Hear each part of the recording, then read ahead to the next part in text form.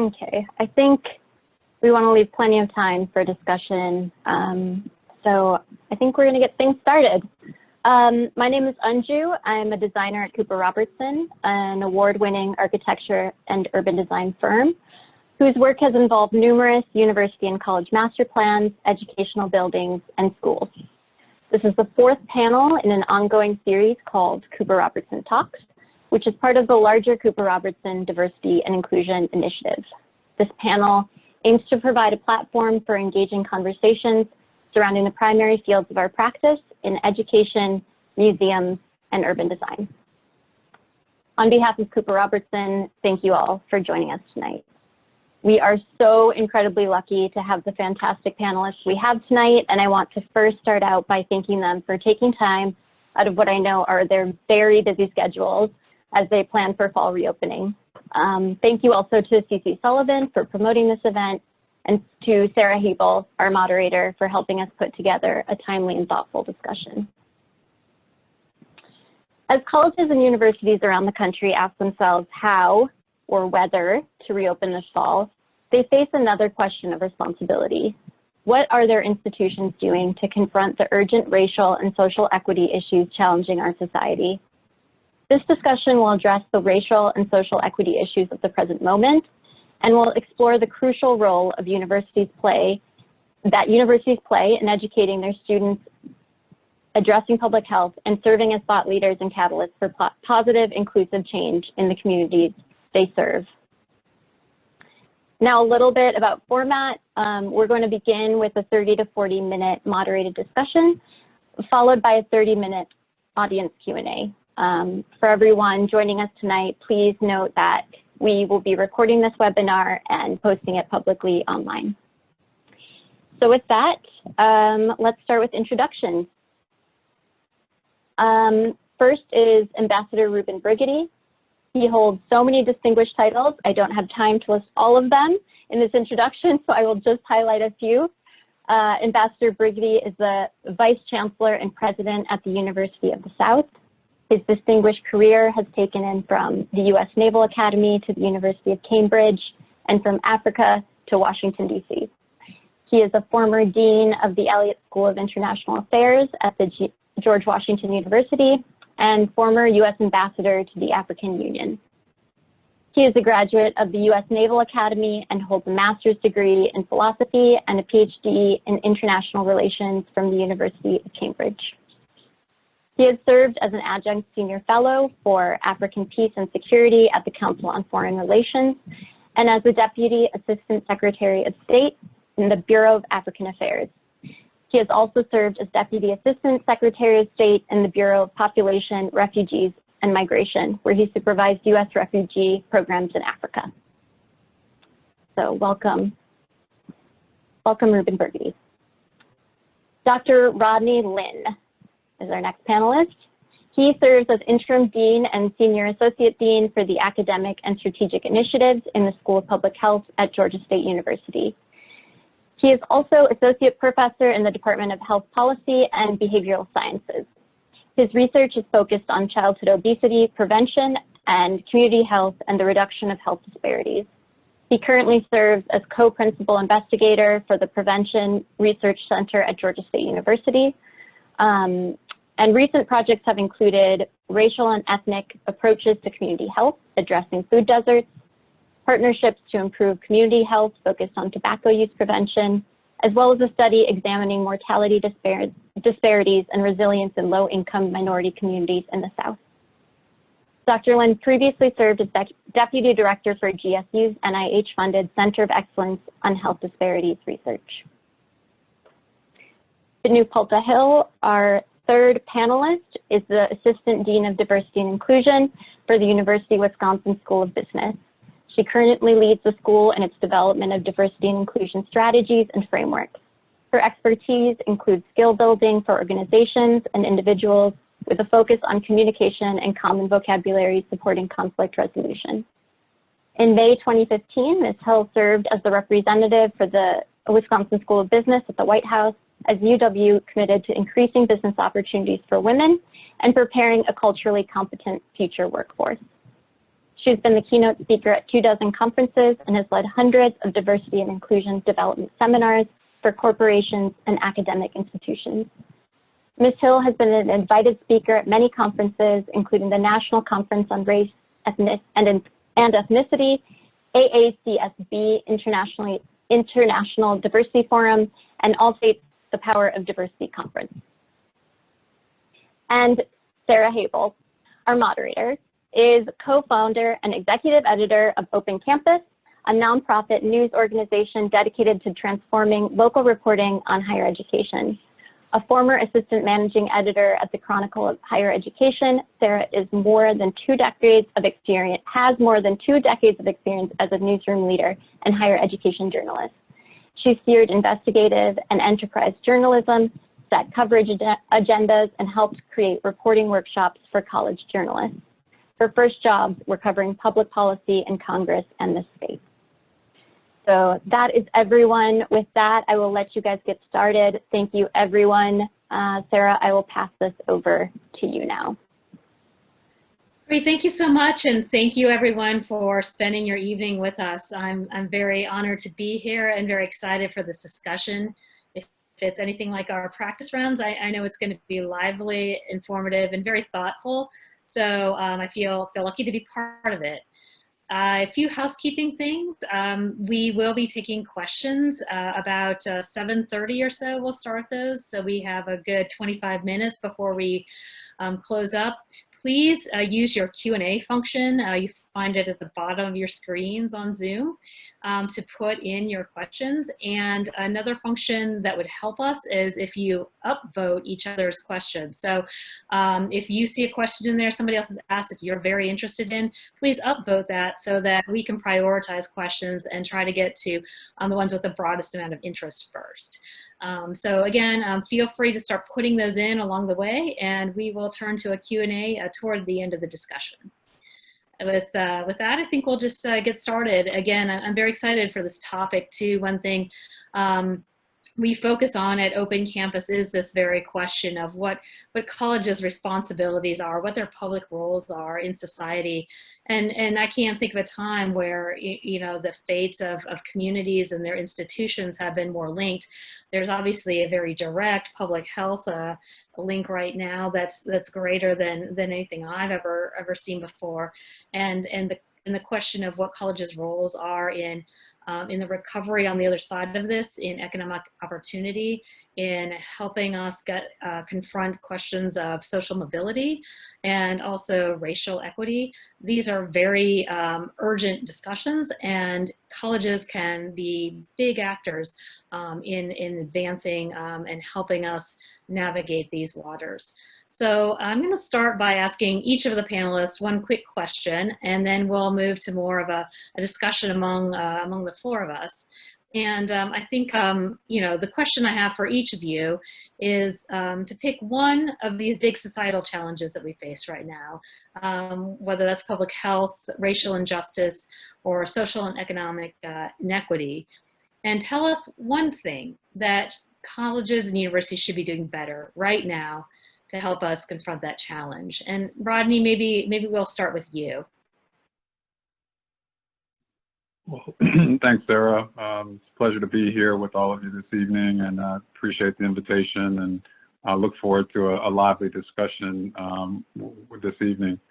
I think, I'm a dean of public health, so I have to start by talking about the obvious, which is what's happening in the nation and around the world as it relates to COVID-19, and more important or more specifically, the disproportionate impact that it's having on communities of color. And one of the things that we hear in the media a lot is that communities of color are disproportionately affected because of underlying health conditions. And that's not to take anything away from that or to say it's not true, but what it doesn't really make clear is that there's really an underlying issue around social inequality and systemic racism. Those things are combining to create social inequality that is putting Black and brown communities and individuals into life situations and life circumstances that produce the disparities in outcomes around health, education, and anything else you could name. And so I think universities, colleges and universities really have an important role, and they need to step up and recognize that they play a role in facilitating social inequality in many ways, and that they can do things to interrupt systemic racism and all of the drivers that lead to disparate outcomes. In terms of colleges and universities, we admit and educate a large share of the population. We educate leaders, our political leaders, whether we're talking about presidents, judges, senators, congress people, local officials. The vast majority of those individuals are educated in our institutions, and so their views of these issues are very much influenced by the education that they receive in our institutions. Institutions of higher learning also create knowledge, and so the ways that we think about problems and how to tackle those problems, and the ways that we understand the drivers of those problems and the solutions, universities have a central role in creating knowledge and the narratives around a wide range of issues. And lastly, we are powerful institutions in our communities. We have incredible influence, and so institutions have the ability to influence local, state, national policies that really can interrupt all the ways that systemic racism and social inequality thrive, all the things that really contribute to disparate outcomes and inequity. Our institutions can do much more, and I think this is a moment, both around COVID-19 and racial justice, that we're called on as leaders in these institutions to really step up and do more, not just in the institution, but in our communities as well. Yes, thank you so much. That's really well put. These are powerful institutions, and there are many ways that there can be that they can be players and forces interrupting these different issues. Let's go next to Binnu. What would you say is one thing universities could do about one of these many problems that we're currently confronting? Sure. As I thought about this question, because we had discussed this in our preparation meeting, I really thought about, that both the pandemic and the events, our national and social events currently following George Floyd's murder, they highlight a lot of the racial and social economic inequities that Rodney just mentioned.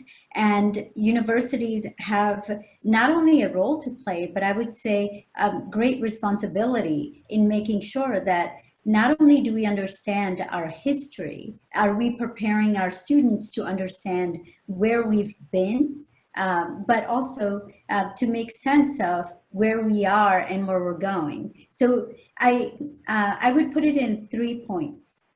One, that it's our responsibility to provide a collective sense of history and historical context for race relations in our country. We have to know what our journey has been in order to understand where we are today. And with that, I want to share 2 examples that I think I'm always surprised that very few people know about, but that are significant in the current race debate and current immigration debate, and the inequities like that Rodney talked about in terms of the pandemic that affecting communities of color disproportionately. So one of them is the fact that Wall Street was the site of one of the largest slave markets in the United States. And at the New York Stock Exchange, just 2 blocks away, men, women, and children were bought and sold. And some of the largest insurance companies in the country today, they sold policies that ensured slave owners compensation if the slaves they owned were injured or killed.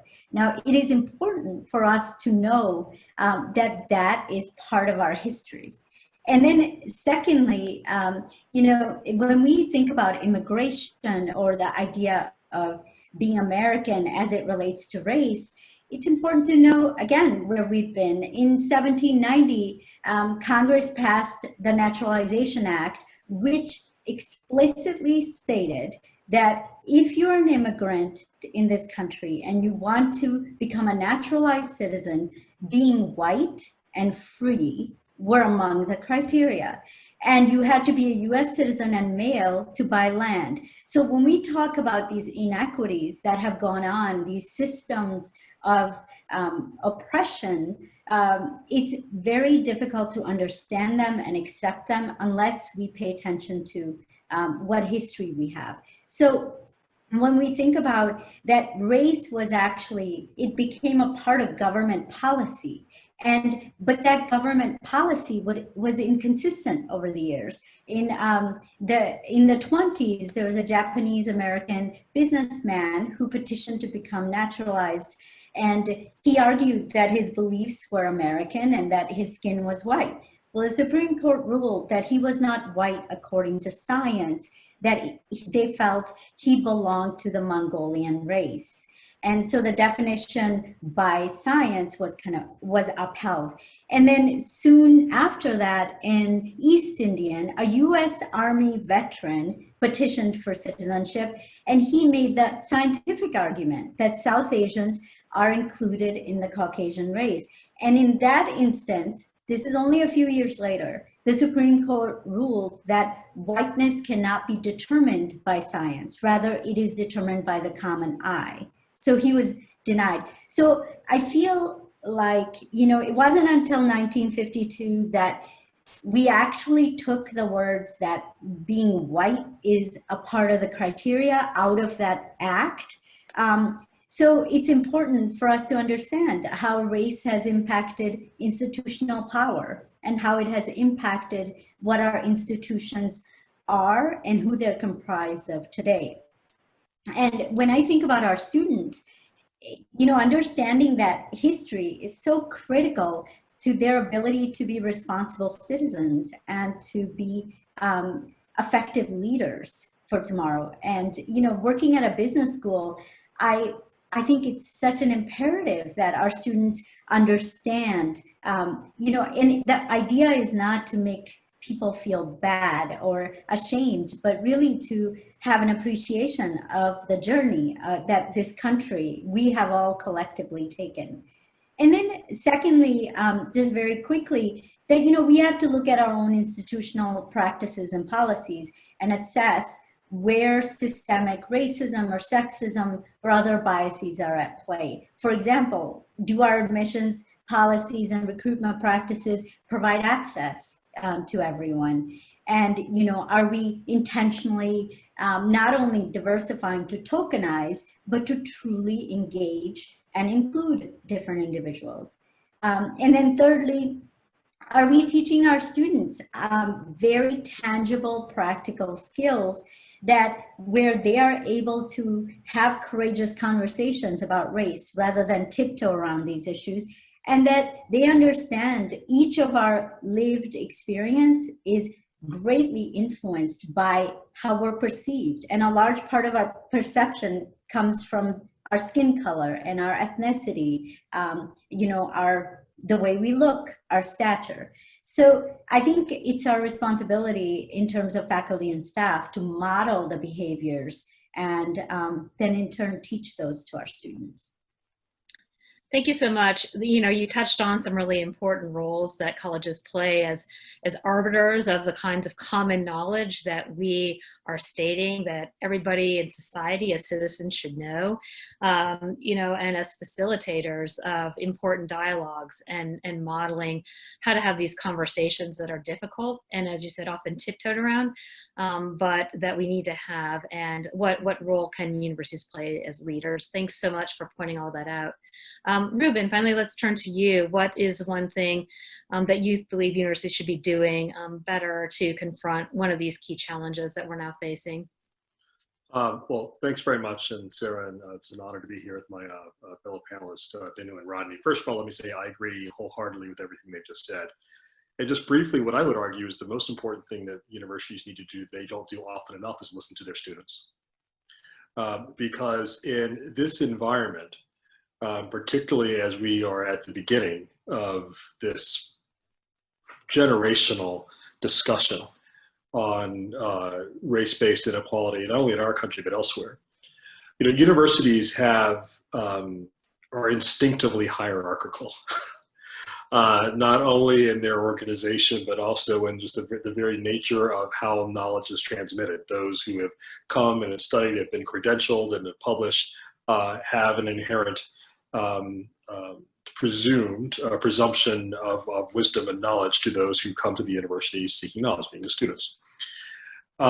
One of the things that I find most compelling about this moment is the nature of the generational shift that is happening as it relates to our collective understanding on race and inequalities associated with it. First of all, let's just kind of contextualize this a little bit. As Americans, we're highly self-referential. And so it's easy for us to talk about the killing of George Floyd and also Breonna Taylor and Ahmaud Arbery and what they, not only for those killings for themselves, but also what they represent in terms of centuries of state-sanctioned violence. And then also the protests that they have launched across our country. But we need to understand this is a global phenomenon. The breadth and spontaneity of the protests against police brutality in particular, but race-based inequality and prejudice more broadly, is unlike anything the world has ever seen, literally. And what is so compelling about it, in addition to its spontaneity and its global reach, is how younger people are not only leading the way, but creating space for older people to have conversations that they would not have been having previously. And also in the United States, the other thing that's so compelling is the multiracial nature of the protests from very large cities to small towns. Now, the reason I think it's important for universities to listen, broadly speaking, is because I think there is a very important generational gap between the students that are on their campuses and the leaders of those universities, broadly speaking. I'm 47 years old, which is relatively young to be a university president. So most of my peers across the country are good 15 to 20 years older than I. And the reason that is relevant is I was born in 1973, which means that I am part of the very first generation of African Americans who were born fully free and equal under the law to all of my fellow citizens. Even people who were born 5 years earlier than I in 1968 can't claim that. And certainly the vast majority of university leaders can't claim that either. Now, why is that relevant? Because the young people that are demonstrating in the streets today literally have no lived memory of state-sanctioned inequality. And many of them were raised from kindergarten, reading Martin Luther King's I Have a Dream speech, believing that everybody's supposed to be equal. And they look at these continued inequalities and they're not interested in progress or thinking about how much better things were than when their parents or their grandparents were alive. They're looking at all this and said, this is not how this is supposed to be.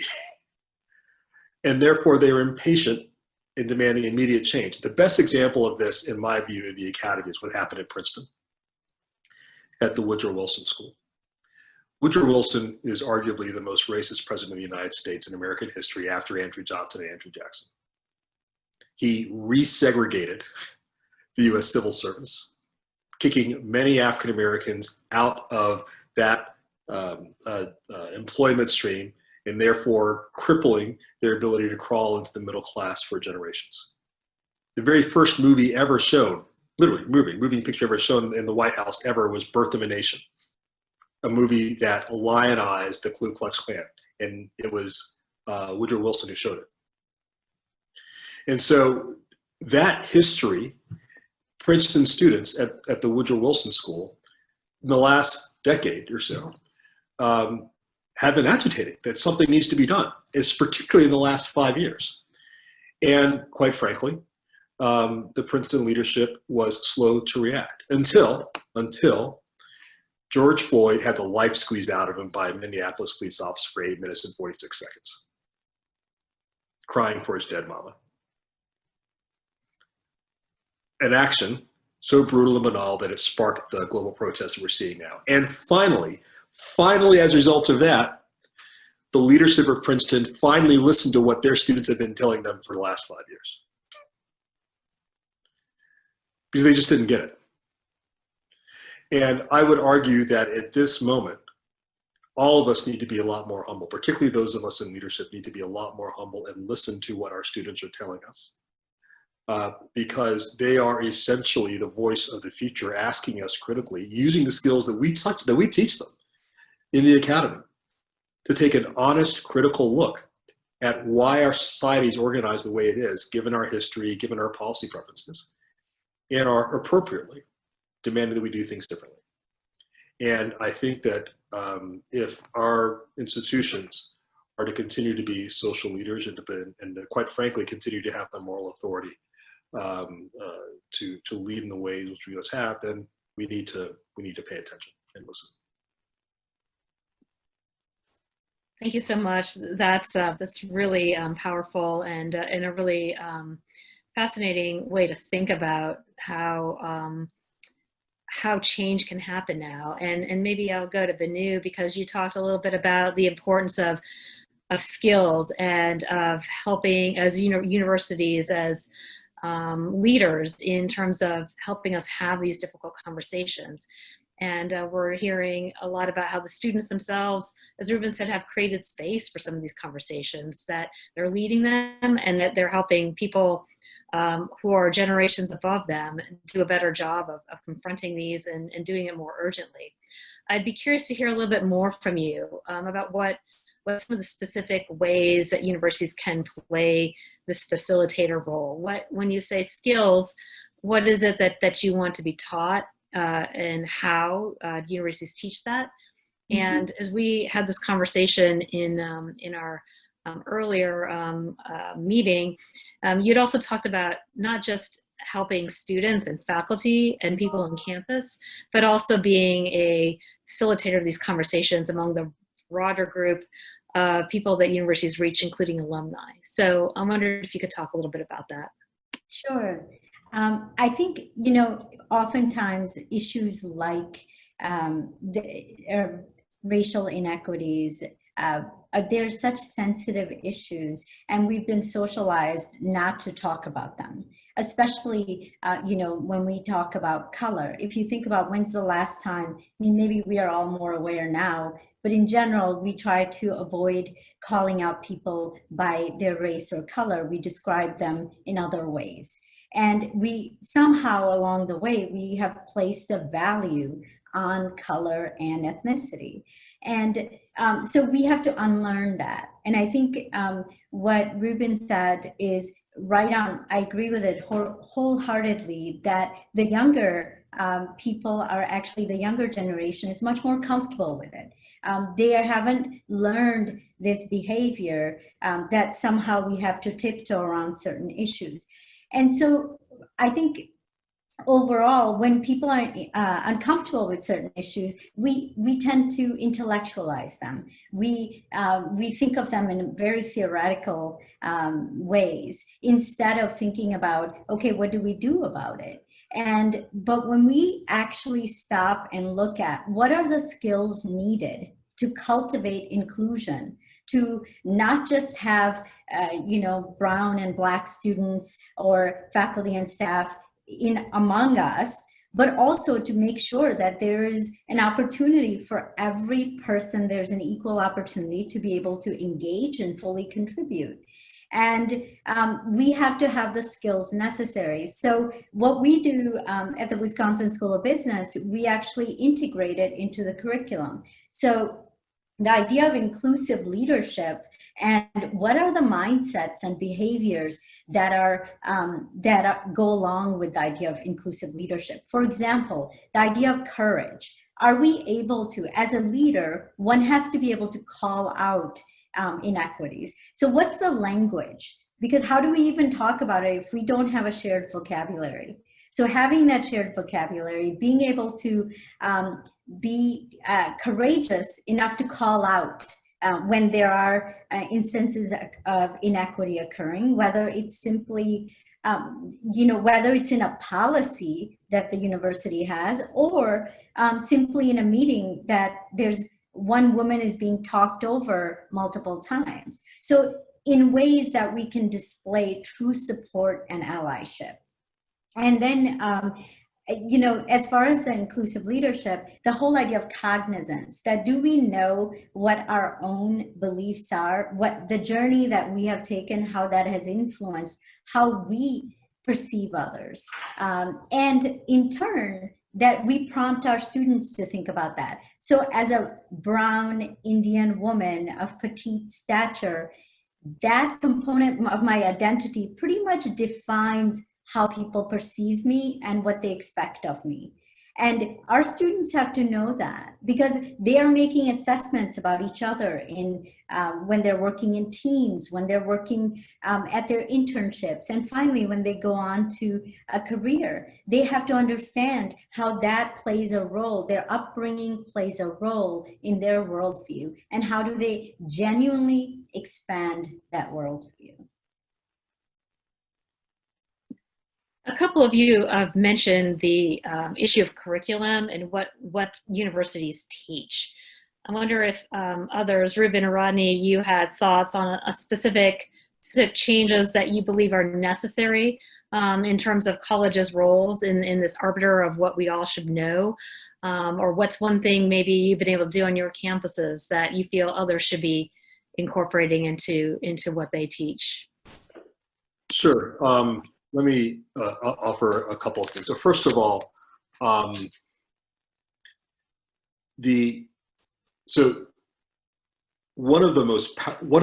things that makes universities so powerful is their credentialing function. And in credentialing, particularly at the undergraduate level, there is an assumption, not an assumption, maybe a set of assumptions about what constitutes an educated person, and therefore what sorts of things you have to know. So for example, you cannot get a Bachelor of Arts degree at any accredited university in the United States and not have some level of mathematics, not have some science courses to help you understand something about the physical world, not have some sort of course that requires English composition, et cetera, right? Because of the assumption that in order to not only function, but understand the world, those are basic skills. I would submit that in the United States of America, understanding and navigating difference is at least as important as understanding the physical environment to help us process, as Binnu said, not only our understanding of ourselves individually, but also understand the forces that have shaped our modern society, and also on an individual basis to help one navigate successfully these sorts of differences that one sees in the environment. Now, here's the thing. Not that long ago, just that statement was very controversial. You know, the idea that all these so-called quote-unquote ethnic studies departments all across the United States were not popular amongst some. But I would submit that understanding that is absolutely vital, because the workplaces that these young people are going to go into will be much more diverse on gender identity, on race than those of their parents and their grandparents. And so that then gets to the question of, so curricularly fine, if you assume that, what do you do? First of all, let me respectfully disagree with Senator Tom Cotton and suggest that the 1619 project actually is a useful tool. And understanding the role of slavery in shaping our contemporary society is an important conversation. You may not agree with every conclusion in the project, but it is absolutely a worthy subject of understanding and debate. there are any number of very, very useful tools. So for example, the Smithsonian Museum of African American History and Culture has a fantastic series on its website called Talking About Race, which can be used in a classroom setting to help sort of navigate a lot of these challenging issues. And I'll just kind of give you another. So I've been in the job as Vice Chancellor of the University of South for I think like 6 weeks now. And when I was a student at the Naval Academy, everybody, regardless of what you majored in, English or engineering, had to take a course in naval history as a means of understanding who we were in the context of the profession. It seems to me that at the University of the South, we ought to have a mandatory course in the history of the South, right? From primary sources that is very clear about what the forces that shaped this region and the contributions of the people and exports of this region from art to music made not only to the rest of the United States, but also the rest of the world. And if you do that, then you can't help but talk about race, as well as indigenous peoples and gender roles and all those things. It's just impossible to understand, have a full understanding of our region without understanding those things. Rodney, did you have anything to add? I know you had talked before a little bit about something similar that Reuben just brought up about universities being the kind of a place that bestows upon society a judgment of what is an educated person, that they're able to define that. And you've talked too about how universities not only are defining what it means to be an educated person, but they like to think of themselves as places that bestow status, and that in reality often do. I'd be curious to hear you talk a little bit about that. That's a lot of power. How should universities be using that differently perhaps than they are right now? Yeah, good questions. And I want to just follow up on the points that Reuben made in your earlier question.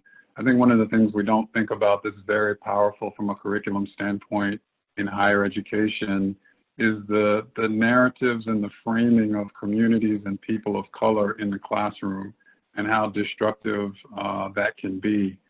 There's a deficit mentality.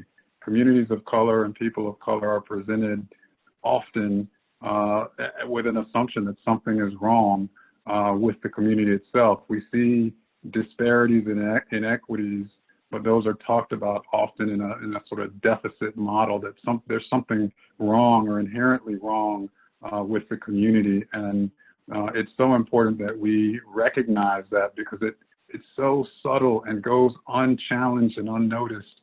But it's an important thing for us to recognize and to really grab a hold of and change those narratives and help people understand what the actual drivers of those outcomes are. Your second question about, colleges and universities as bestowers of status, colleges and universities are jockeying for rankings. They're jockeying for rankings because of, economic benefits associated with that. They have bills to pay, but there's also status and power associated with those rankings. And, selectivity is an important part of that. And if you look at presidents, senators and Congress people and elected officials, judges, and you look at the proportion of them that went to a selective college or university, and it is overwhelming. And so one of the things that we really know is that where you go to school has a direct impact on your job, your social and your economic status, and not only that, the status of your children as well. The lengths that some families go and are able to go to get their kids into a particular college or university, is really amazing. That's before you really take into account the disparities and inequities in the K-12 system. So that we're already starting from a place of inequality, their access to private education. But then you get into the college prep industry and tutoring and all the things that prepare people for access to selective institutions. You think about legacy admission. These are things that not everyone has access to, and I think it's important to really point out that over the past 3 decades, the attacks on the use of race in college admissions has further exacerbated the problem. And so colleges and universities have retreated from, in many cases, their willingness to consider race as a factor in college and university admissions. And so what the result is that at scale, those who are underrepresented minorities have not been as well served over that period of time, whereas gains had really been made prior to that, not that they were sufficient. And so colleges and universities, going forward should really, in my opinion, seek to interrupt the systemic racism, the lack of access. And some of the ways they can do that is really through less reliance on standardized testing, which, creates winners and losers in ways that are unfair because of the starting points in the access. They can do more outreach to low income and high schools and to students of color. We need more need-based financial aid. The campus climate really matters, and the leadership matters. Is what's going to be tolerated and what's the climate for students when they get to campus. And one of the most important things, something we've been really focused on at Georgia State, is we need a greater focus not only on who gets in, but who gets out, who graduates. What is the responsibility of colleges and universities to graduate students, not just to enroll students and to take tuition dollars and student loan, payments from students who are taking out student loans. We have an obligation to graduate students and then to help them to be successful beyond that. Finally, and it goes to my very first comment about the curriculum and how things are framed, we've got to do a better job of hiring and promoting faculty of color in the academy and in our institutions. The reality is that not everyone goes to college. The majority do not go to college. And I think that's important too, as we're talking about sort of this broader picture of sort of social inequality. So there are things that colleges and universities can do to make a difference, and as you said, Sara, to make a difference on social mobility. That's a really important part. But we also have to remember that even among those who are able to gain access, many do not finish. And institutions can do much more to ensure that they do. All of that, again, is situated in a context and an environment where the majority do not go to college. And so there's an important role for institutions of higher education, but there's much more to the equation as well. So I'll stop there. Yeah, you raise a lot of go ahead, Binnu.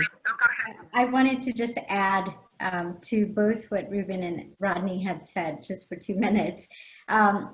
So I think, a lot of times when we have initiatives, whether it's to recruit faculty and staff of color or students of color, the positioning of those diversity initiatives tends to be as if it's something we're doing to accommodate a particular population. And I think that's a really dangerous, we have to be really careful about what language we use to describe these initiatives.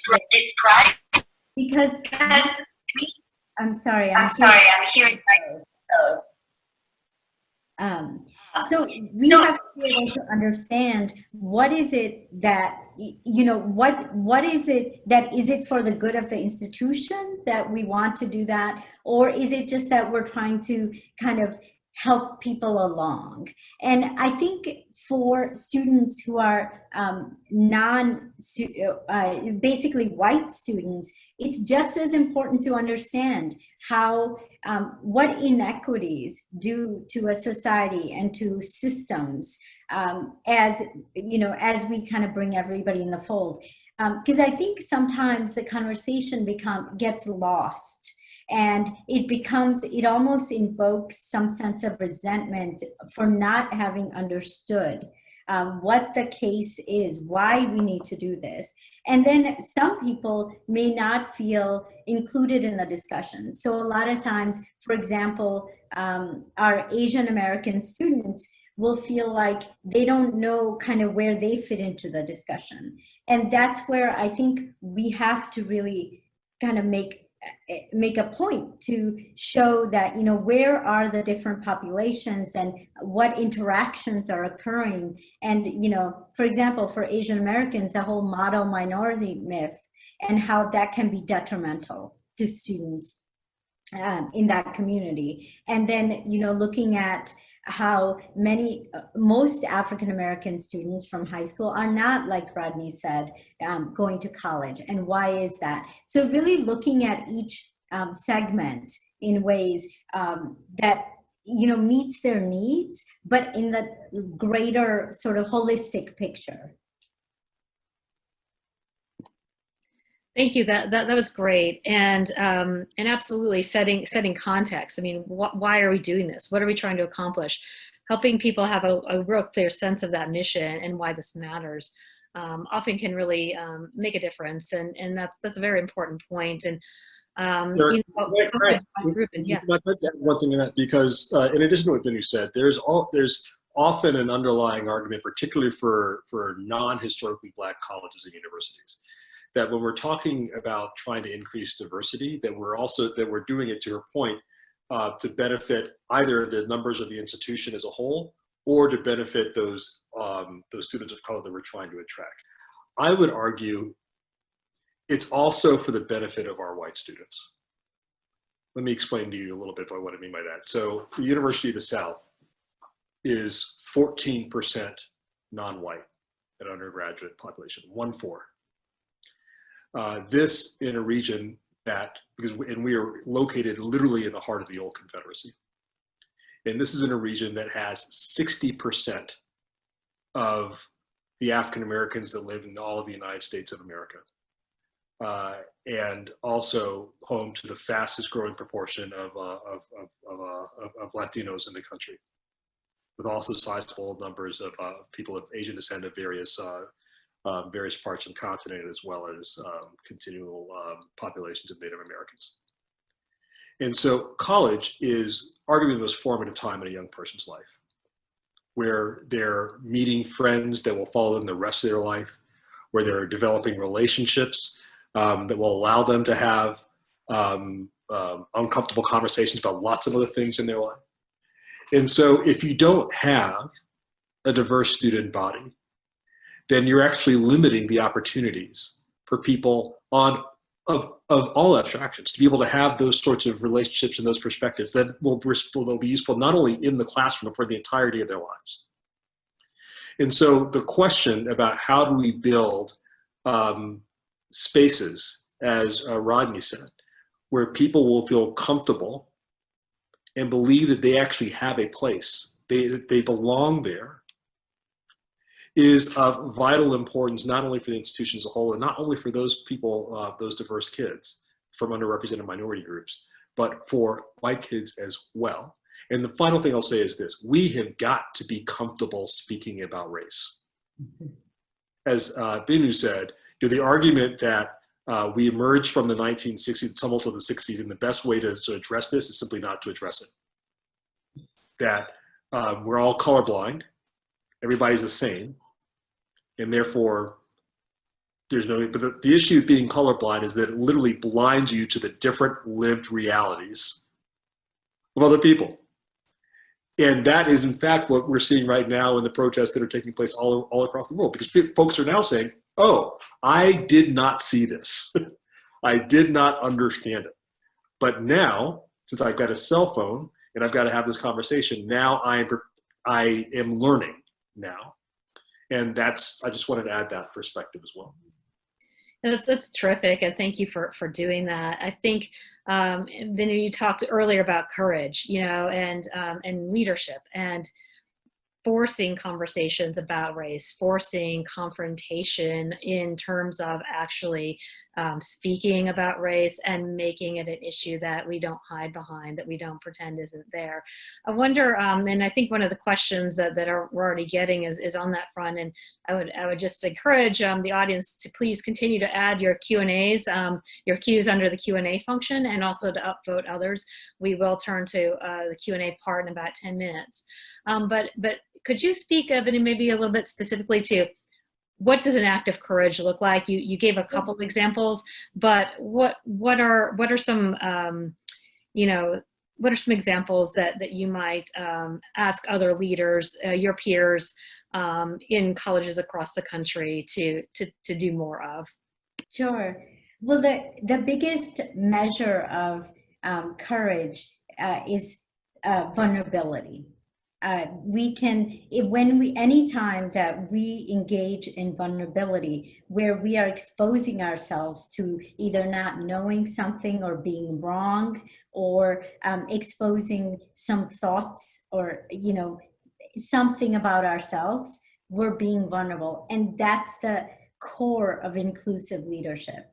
Because unless we are able to have an environment where we can say, my worldview is not the only worldview. My lived experience is not the same as Rodney's or Reuben's. If I dress down and go down to the supermarket, I will have a very different experience likely than, say, Rodney or Reuben, just by the way of how we look. And so those interactions, we're constantly assessing people on how much we trust them, how intelligent we think they are, how competent they are, just by way of looking at them.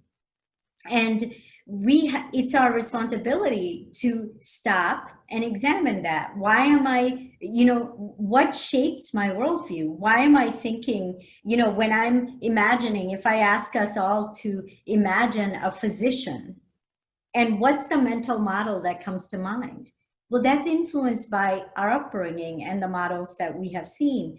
And so one of the ways that I always ask students to do that is list what is the first time that you became aware of your race? Because for many white students, they don't even think about it. They might, a lot of times they say something like, oh, when I went to college. Whereas for a person of color, it'll be elementary school or sooner. I mean, I see that in my own children. My husband and I have a 9-year-old who is he's much darker than I am. He looks very Indian. He's a mixed race kid. And it's fascinating how aware he is, how he looks different than his brother, who's much lighter skinned. And so we have to acknowledge the realities of how each of our students walk through campus, walk through their day. I mean, when I have African-American, especially male students, what's their experience on campus, or that of our faculty? Are they, do they feel like they belong? Do they feel like they are sort of part of integral and vital to the community? And so I think some of the exercises, as far as the vulnerability piece, going back to that, has to do with, trying to connect. So admitting you don't know something, and rather than having this armor, which we have been taught that as a professional, you should know all the answers, kind of, you got your personal life, you got your work life. But the reality is, research shows we don't turn off the core parts of our identity just because we walk into an office. We are who we are. And if our core identity is not acknowledged, we will not perform at our best. And so I think in inclusive leadership, actually Deloitte Consulting has a great model where they use 6 signature traits of inclusive leadership, which include courage, which means that you're okay to stick your neck out and ask. So practicing curiosity, which is another one of their tenets, that rather than, accepting things for the way they are, at least posing the question, is this causing inequities? How is this impacting the experience of my colleagues? And then, cognizance, knowing what your biases are, what your worldview is, and how that impacts the people around you.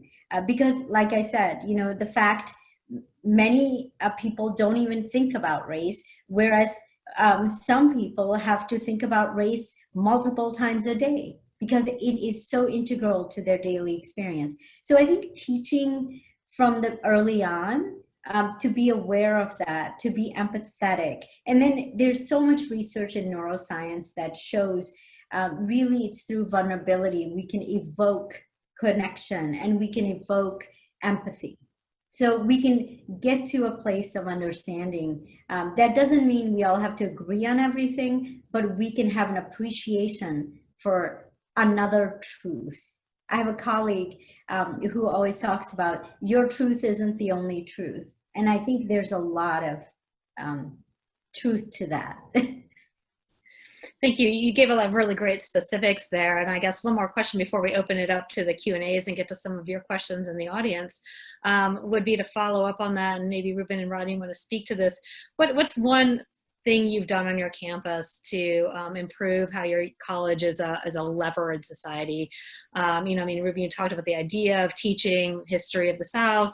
Rodney, you talked about the importance of getting students through college and not just into college. And Georgia State is often held up as an example of a place doing a lot of really interesting things to try to make those outcomes better. So if maybe each of you might say one specific thing that you've been able to change that could be scaled up, that could be tried elsewhere, that you found to be effective. I'll go ahead and jump in. You mentioned, Sara, that at Georgia State we've been working for a number of years now to ensure that students are graduating at equitable levels, that we don't have disparities in who's graduating. And we've been able to accomplish that over a number of years. And we've done that through really increasing our investment in advisement, really creating metrics and monitoring how students are doing on a wide range of measures, and immediately reaching out to them when we see an indicator that says this student's off track. And so, we're using technology, bots, and we're doing lots of different things to really make sure students have the information that they need, make sure they have the advice and the access to the resources that they need. In some cases, they need a small loan or investment because they're about to not be able to continue with their education and they're almost done. And so we infuse resources to help them finish, financially. So there are all sorts of things that schools can do. And you're right, Georgia State has been held up as a model. We continue to have work to do as an institution, but we're proud of what we've been able to accomplish. The other thing I would say quickly is, and we haven't talked much about it, but institutions have a significant financial impact in their communities and more broadly. And as we think about, the institution from the inside, what are the things that we do that have an influence outward and in the community? And one of the things I serve on our campus racial justice or racial equity task force that's just been convened. And one of the things that we are focused on is encouraging our institution, and there are other institutions with much larger endowments and financial holdings, to look at those financial holdings and investments from a racial justice, equity, and inclusion perspective, and develop an action plan for divestment from entities, sectors, corporations that produce products or support practices, structures, systems that negatively impact communities of color or other marginalized populations. So, I think it's important for us to say, what can we do within the walls of our institutions? But there are other ways that we act in ways that are not productive. And we need to acknowledge those, we need to confront those, and we need to take action to change those, because this is the way that structural racism operates. It's not right in your face. And we've got to, recognize it and take action to address it.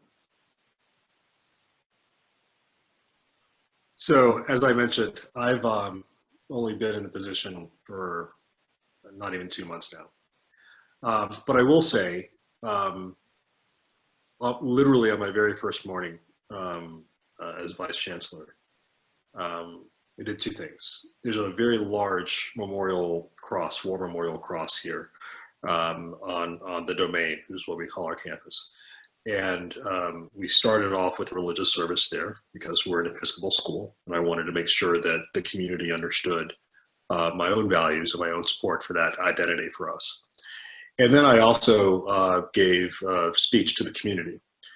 And I said, after my initial introduction, that there are certain members of our community that are particularly hurting. Our African American members are particularly hurting because they know that but for the grace of God, they could have been George Floyd, or Breonna Taylor, or Ahmaud Arbery. And given that, it is important for us to say that yes, we see you, we value you, we love you, and yes, Black lives matter. So to have the first African-American Vice Chancellor of the University of South say those words to the entire community, but looking straight at the African-American community when he said it on the very first day, sent a very important message about our understanding of the value and human dignity of everybody. Now, it doesn't mean when we say Black Lives Matter that we're saying they matter more than white lives. But it does mean, as Binnu noted, that we all have very different lived experiences. And to say at that time, in this context of Black Lives Matter, recognizes that we understand your lived experiences are different.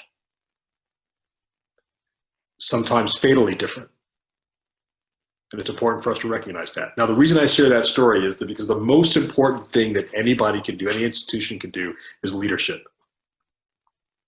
And for the leader of the organization or leaders of the university to be able to say, this is not simply a moment for us to figure out how to get through so we can get back to business. We have to be able to recognize the significance of what is happening right now and give our community not only permission to engage, but also to signal that this is of as great of significance as any other issue that we're talking about. Our budget, our sports teams, our alumni connection, or anybody else. And that's how you start to have systemic change.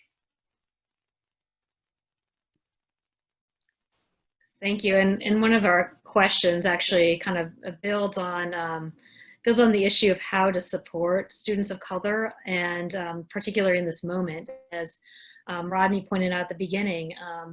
This attendee also mentioned, at a time when students of color are experiencing suffering disproportionate effects from the pandemic, as well as broader conversations in society, as well as reactions to the murder of George Floyd. How do we best support our university students at this time in their learning and in their college experiences? And specifically, how do predominantly white institutions do that best? I don't know who wants to take that. Rodney? Oh, go ahead. Go ahead. I think first and foremost, just asking how they're doing. I mean, that goes for students and our colleagues. Because we can't expect that, with everything going on politically and socially in our country and in the world, that somehow now we're going to come to work or log on and go to work and, it's business as usual. And that's the biggest mistake, I think, not acknowledging what is happening and what the impact of that is for the students. So, understanding that shared identity for our Black students, that shared identity with George Floyd has a huge impact on each of them in different ways. And I'll let Rodney talk. Yeah, I don't have a perfect answer. I can share some of what, we've done at Georgia State, what I've done as a dean. And the first thing is to acknowledge the moment that we're living through, and that it has created tremendous trauma for many African Americans and other people in communities of color. And I think just acknowledging that is helpful, and to extend empathy and understanding that there's support that the institution is going to need to provide. And so we've worked to make sure that that support was available both to our faculty and staff, but also to our students as well. It means that faculty, you know, have to be more flexible, have to understand that the fallout associated with COVID-19 is not evenly distributed. And so what you're going to, you know, may get in terms of challenges that one student faces will be different for another student. And being understanding, flexible, and meeting students where they are in this moment is incredibly important. The last thing anyone needs is to not feel like they're seen, not feel like they're heard, and not feel like anyone cares. And so I think those are some basic and fundamental things that we can do. It goes back to what Reuben said, leadership is critical, and you have to make sure that the institution is providing both the right tone, but also the resources and messaging all the way down to your faculty and staff to ensure that the students are supported in the ways that they need to be at this time. Another question talks about the experience of students in minority groups, how are often asked, and early career academics as well, often asked to serve on many diversity, equity, inclusion committees.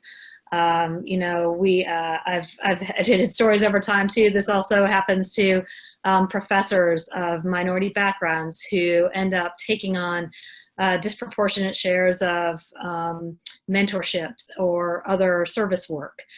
What suggestions do you have for institutions about how to manage that issue?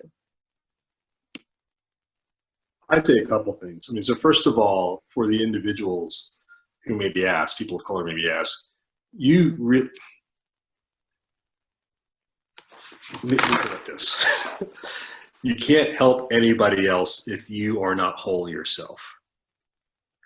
And so you need to be pretty clear about what you need, both in terms of time and mental peace, before you decide how you're going to offer yourself up for any number of things. To the extent that you have an option, right? Because at the end of the day, you're at university to get a degree, to finish your course of study. That's the first thing.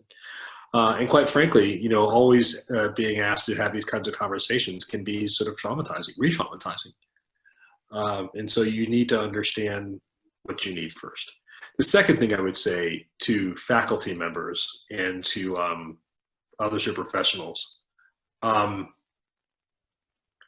if you're being asked to do something that is above and beyond both what your peers are being asked to do, and that is also in addition to your, takes time away from your other professional obligations, you need to be very clear about one of two things. Either you need to see this truly as an act of service that you want to give to the community, or you need to ask yourself, what compensation do you need on the other side to make your time valuable? Because your time is as valuable as anybody else's. Particularly if it is taking away from the work that you're doing to get tenure, or taking away from the time you're going to spend with your family, or taking away from the book that you need to write, or whatever other project you're working on. It could be that just like, you know, giving your time to a scout troop or to the PTA or anything else like that, that it's a service that you think is inherently valuable to the community, and therefore you choose to do it. Or it could be that because you're the only woman in the room all the time, or you're the only Black person in the room all the time, you're the one who's being asked to participate in these conversations all the time. And by the way, that article you're trying to work on is still not getting written. And your other peers in the department are not getting that same sort of request. And so you need to be clear. I can do this, but I'm going to need a course release. Or I'm happy to help you through this moment, but I'm going to need X number of money of summer salary for research. And that is an entirely fair trade. And I would add, from the institutional perspective, that I think institutions have to look at, you know, does service count as part of the tenure process? Because then otherwise, we know that people of color and women tend to do more service-oriented activities, and they contribute more in that sense, but they are not rewarded for it. in the tenure process. So there has to be, it has to be validated. Yeah, let me just add that I think that the choices that underrepresented minority faculty face are impossible at times. And, you know, we choose between serving the next generation of students or doing your research, you know, and then you're counseled about the problems of the tenure process. And so you need to focus narrowly on your research and don't do all this service. You know, historically speaking, you know, African Americans have a tradition of social uplift, you know, reaching back to the next generation to lift them up and pull them forward. And so it's a cultural it's a heritage. And so, you know, we sometimes get put into a system that's trying to change who we are and what our values are. And so I think what Reuben said about figuring out if that's your commitment, the institution has an obligation to compensate, give you a course release, whatever it may be, because we can't leave the next generation behind.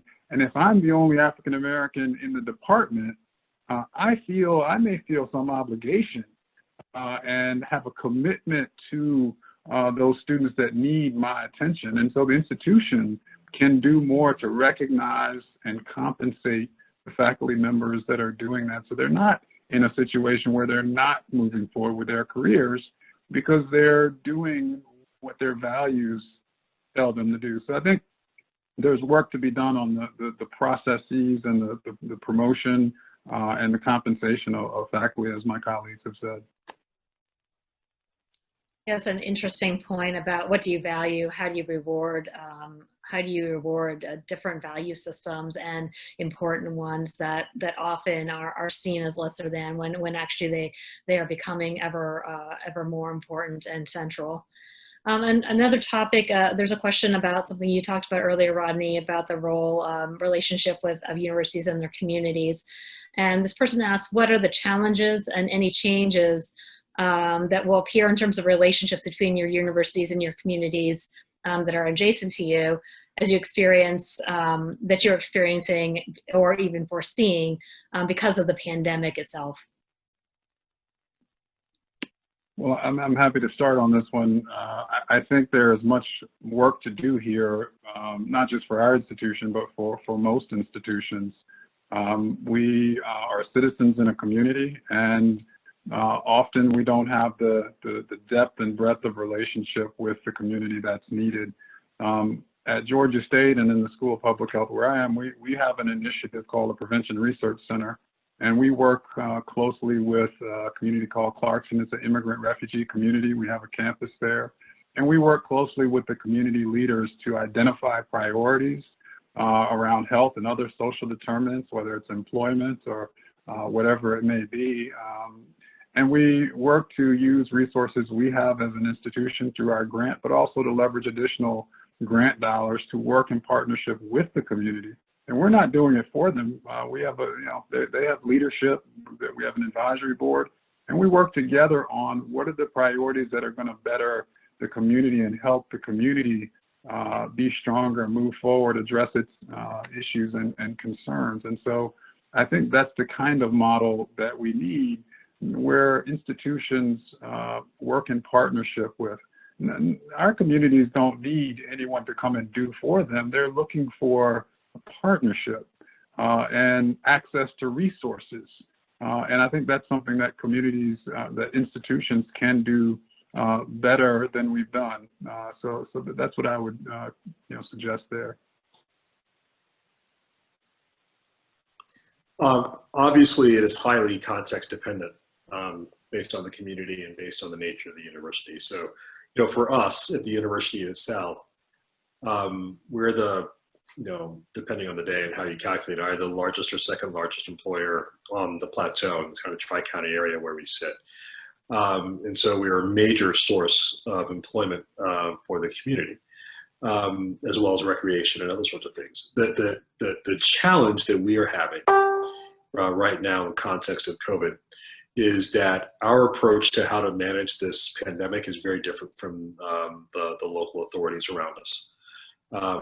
We have implemented a requirement for everybody on university property to wear masks. and also to practice the so-called 3 W's: wear a mask, wash your hands, and watch your distance. Bravo, bravo. I thought you'd appreciate that. And the state of Tennessee does not have a mask requirement. And the counties immediately amongst us, they are assertively not asking. And so we have to agree to disagree, even as we do what I deem is necessary, and what my team deems is necessary, to so-called protect the bubble and protect our own staff and faculty and students as we bring folks back. I hope, quite frankly, literally just in the last 2 hours, President Trump had a major press conference at the White House in which he strongly encouraged everybody to wear masks as appropriate. And my hope is that that will help to change public attitudes in certain parts of the country. But it couldn't be a greater town-gown divide than on that particular issue. One that is literally life and death, certainly from my perspective. And we'll continue to work it. Actually, I don't have anything additional to add. Thank you. Okay. There's a similar question which touches on some of the same things that you guys mentioned, but I'll go ahead and ask it too. Following the economic outfall of the pandemic, what can universities do to support the recovery of their communities, both on and off campus? I mean, we're still in the thick of it, as you guys have just expressed, but looking ahead to when there is another side, obviously universities are huge employers, as you mentioned. They're very important for economic opportunities, and would be curious to hear what specifically you see your well-being economically when we get to picking up the pieces. I can start with that. I think, one of the ways that that our university contributes greatly to basically, well, first of all, we are the most vital organization when it comes to Wisconsin's economy. And secondly, right now from the business school alone, a lot of our faculty from the human resources and marketing departments are working with local businesses to help them, especially small businesses, to help them with kind of managing the fallout from the pandemic. And so a lot of the contributions have to do with even being as a resource and offering expertise, and then being able to develop. We have a small business development center where people are able to come in and have someone do a review of their financials. And all of these are complementary services from the university. So it's a way to ensure that the economy keeps moving and that we're contributing to the well-being of the citizens of our state. Yeah, I wish I had a great answer here, but there's a part of me, I think that education and higher education, in some ways, we're a business as well. And not to be alarmist, but there's no real guarantees about the future right now. State budgets are hurting. There's no telling what direction they're going. Freshmen, it's not clear what proportion of them will show up to campus. So the things that fund institutions of higher education are not guaranteed. And so with a year to go, at least in this pandemic, I mean, that's, what's being projected. There are many institutions that may not survive.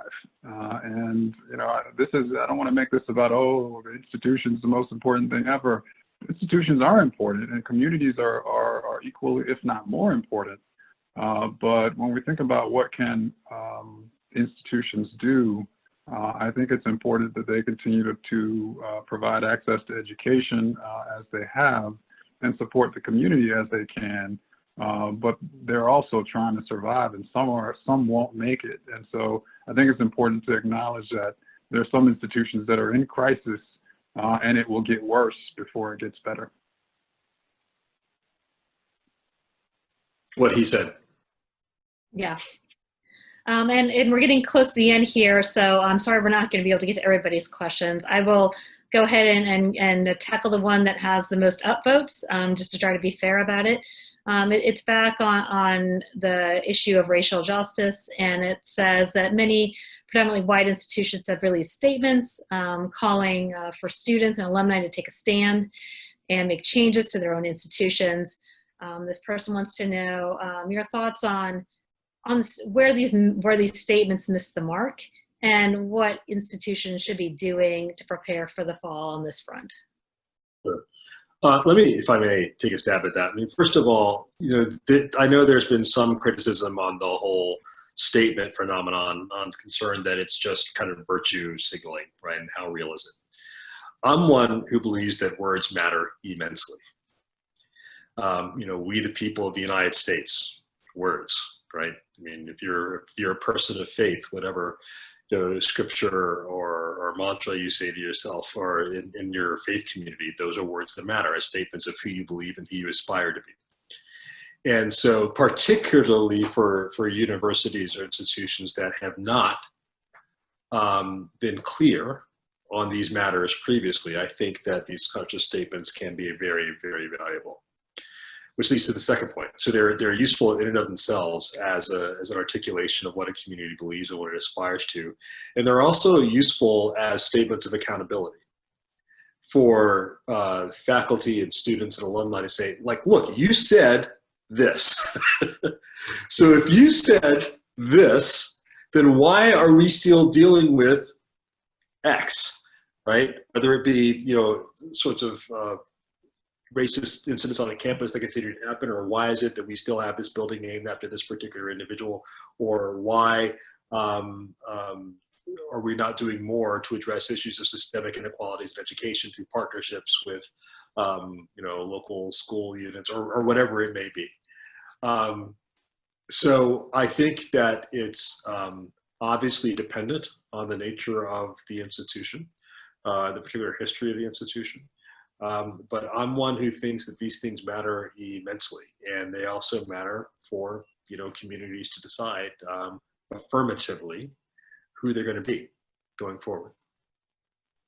So I'll add on to what Reuben said. I agree with you that these statements are incredibly important, and they set the tone for the kind of culture we want and the kind of institution we want. I think it's equally important, though, that there has to be some action behind it. So I'll use the example of our Chancellor, Chancellor Rebecca Blank at UW Madison. She released a statement. It was a very personal statement. She shared her own experience of the first time that she kind of understood the idea of privilege. And then she explicitly called out faculty, staff, students of color, that you belong here, we see you, you are a vital part of our community. And then, following that, about a few weeks after that, there was a new office created on campus for diversity education. And so this is an office where all students, on campus, they have access to, and some colleges and schools may require it, and others it might be by choice. But the fact is that there was an action taken, that we have a resource, an office where people can go become more trained in the tangible skills that allow us to have conversations about equity. Yeah, if I could just add to that, there's been a lot of people upset in reaction to some of the statements that didn't go far enough, didn't use, police violence as a phrase, didn't, was too short, didn't acknowledge names, I could just keep going. There's been a lot of negative feedback and hurt feelings about these statements And that's not to discount the ones that have been comprehensive and have been very strong. But I think if anything, they reflect the lack of exposure, the lack of understanding of the leadership in many institutions, and the need for us to do better with this next generation. And that's not to say we can't do better with the leaders we have. We can, but we should be clear that the problems with the statements are not just about the statements. They're that we have people in leadership who don't understand the lived experience of African Americans, for example, don't understand the levers that need to be pulled, haven't paid attention, and are in some cases asleep at the wheel. And so that's a place where we need to really focus, is how do we ensure that our leaders understand what the needs actually are?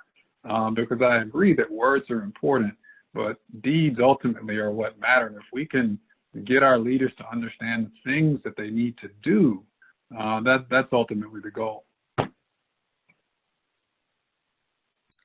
Thanks very much, and those, I guess, will have to be the last words here. I really appreciate all of your thoughtful dialogue and answers, and to the audience, thank you for tuning in and for asking such thoughtful questions as well. I don't know if folks from Cooper Robertson wanted to jump back in here and close things off for us, but thank you, Sarah, for your excellent moderating. It's been a pleasure to be on the panel with my colleagues, and this has been really a great experience.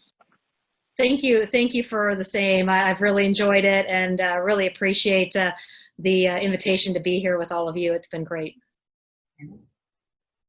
Yeah, I think just thank yous all around. Thank you again to the panelists, Ambassador Reuben Brigety, Dr. Rodney Lynn, and Ms. Palta Hill, and of course, Sara Hebel too, and to our audience for joining us tonight. Again, the panel has been recorded and will be online and available on the Cooper Robertson website by the end of this week. So please, for those in our audience who want to share this, do. That link will be available soon. And thank you again, everyone. Thank you. Good to meet Thanks, you. everybody. All right.